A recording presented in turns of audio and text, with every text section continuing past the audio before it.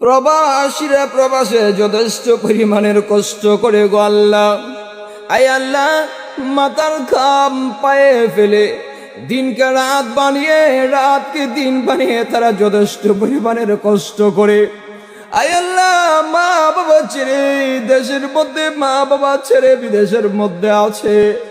আল্লাহ, কলিজা টুকরা সন্তান সন্ততি রেখে তারা প্রবাসের মধ্যে আছে।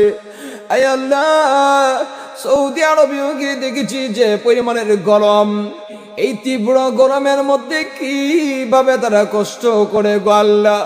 আয় আল্লাহ, সিমেন্টের বোঝা মাথায় করে নিয়ে যায়, ইটের বোঝা মাথার মধ্যে করে নিয়ে যায়। আয় আল্লাহ, অনেক সময় আঘাত পর্যন্ত পায়, শরীর দিয়ে অনেক সময় রক্ত পর্যন্ত পড়ে। আয় আল্লাহ, এরপরও বাড়িতে সামান্যতম সংবাদটা দেয় না, ব্যথা পেয়েছে, আঘাত পেয়েছে। রব্বে কারীম, অনেক সময় উপবাস পর্যন্ত থাকে, রান্না করা খাবারটা পর্যন্ত খেতে পারে না, ডিউটির টাইম হঠাৎ করে চলে আসে।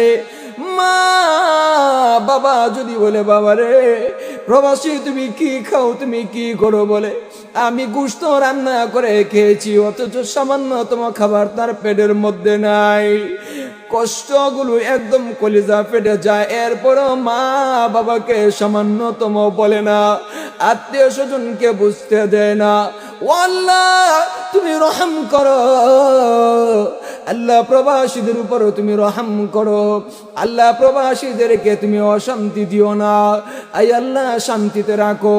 যে সমস্ত প্রবাসীরা তাদের কফিলের কারণে, তাদের জিম্মাদারের কারণে কষ্টের মধ্যে পড়ে আল্লাহ হেনস্থার শিকার হয়, লাঞ্ছিত হয়, জুলুমের শিকার হয়, আল্লাহ তুমি এই সমস্ত প্রবাসীদেরকে তুমি কুদরতি ভাবে হেফাজত করে রাখো মাওলা।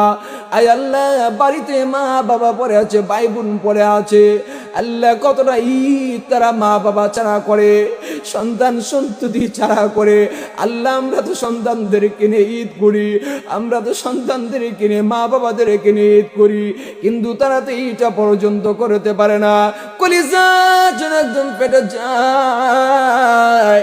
আয় আল্লাহ, তারা বুবা কান্না করে, কেউ কে কান্না দেখাতে পারে না, কলিজা যে ফেটে যাচ্ছে এইটা পর্যন্ত কেউ কে বুঝাতে পারে না।